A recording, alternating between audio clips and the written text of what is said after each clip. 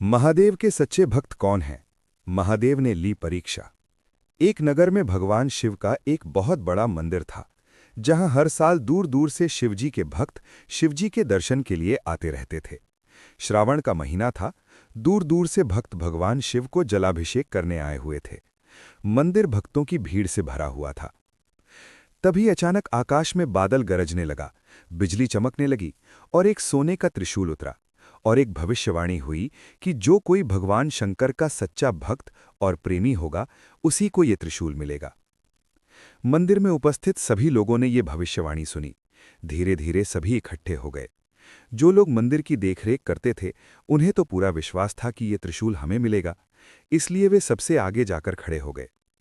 सबसे पहले एक पंडित जी आगे आए और बोले, देखिए, मैं प्रतिदिन साफ सफाई करता हूँ, महादेव का अभिषेक करता हूँ।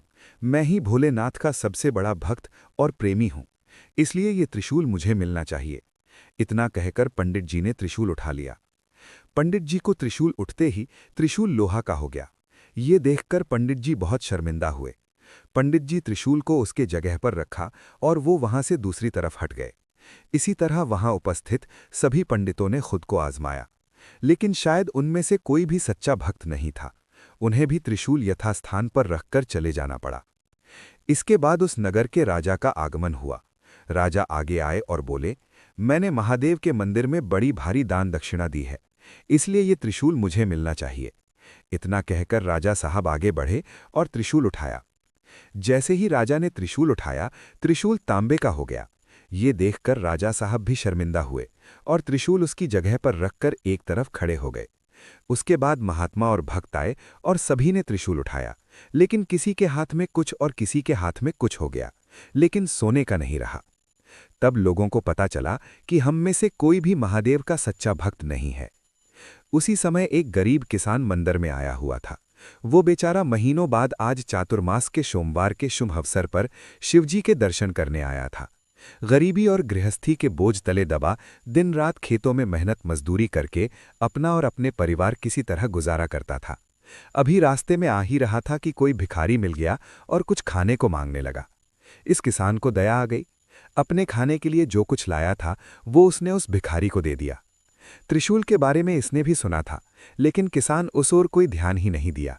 सीधा मंदिर में गया और महादेव का पूजा करके बाहर आ गया। परिक्रमा करके जाने को हुआ, तभी पीछे से एक व्यक्ति बोला, भाई, तुम भी त्रिशूल को उठाकर देख लो, हो सकता है तुम ही वो सच्चे भक्त हो जिसके लिए ये त्रिशूल आया है। किसान को लगा वो व्यक्ति उसका मजाक बना रहा है। किसान ने हंसते हुए कहा, भाई, मैं तो कभी कोई पूजा पाठ भी नहीं करता, महीनों में एक दो बार मंदिर आ पाता हूं, मैं महादेव का सच्चा भक्त कैसे हो सकता हूं। वो आदमी बोला, भाई, हम तो देख चुके हैं, हमारी भक्ति तो 2 कौड़ी की भी नहीं है। अब तुम भी अपना हाथ लगाकर देख लो। सोने का त्रिशूल मिले ना मिले, लेकिन पता चल जाएगा कि तुम्हारी भक्ति में कितनी सच्चाई है। लोगों के बहुत कहने पर आखिर उस भोले भाले किसान ने जाकर त्रिशूल उठा ही लिया। जैसे ही उसने त्रिशूल उठाया, लोगों के आश्चर्य का ठिकाना नहीं रहा। सोने का त्रिशूल रोशनी से चमकमाने लगा। ये देखकर सब लोगों में खुशियों की लहर दौड़ उठी। सभी लोग उसके जयकारे लगाने लगे और पूछने लगे कि भाई, तुम ही सच्चे भक्त हो, अब हमें भी बता दो कि कैसी भक्ति करते हो जिससे महादेव तुमसे इतने प्रसन्न हैं। तो किसान बोला, भाई, मैं कोई भक्ति नहीं करता, मैं केवल दिन भर खेतों में काम करता हूँ और थोड़ा समय निकालकर जरूरतमंद लोगों की मदद करता हूँ। इसके अलावा मैं कोई विशेष कार्य नहीं करता। लोग पूछने लगे, तुम लोगों की मदद क्यों करते हो? हंसते हुए किसान बोला, दूसरों के चेहरे पर मुस्कान देखकर मुझे जो आनंद और खुशी होती है, उसे मैं शब्दों में नहीं बता सकता। शायद यही कारण है कि महादेव मुझसे खुश हैं। इसलिए हमेशा याद रखें, सत्कर्म का आरंभ भी आनंद से होता है और अंत भी आनंददायक होता है। दुष्कर्म का आरंभ भी दुख से होता है और अंत भी दुखदायक होता है। आप सैकड़ों मील की यात्रा करके भी दूसरों का दिल दुखाते हैं, तो आपकी वो तपस्या, साधना और महादेव का दर्शन धूल के बराबर है। और आप किसी को एक पल की खुशी भी देते हैं, तो वो पुण्य के समान है। अगर ये कहानी अच्छी लगी हो तो एक लाइक करें।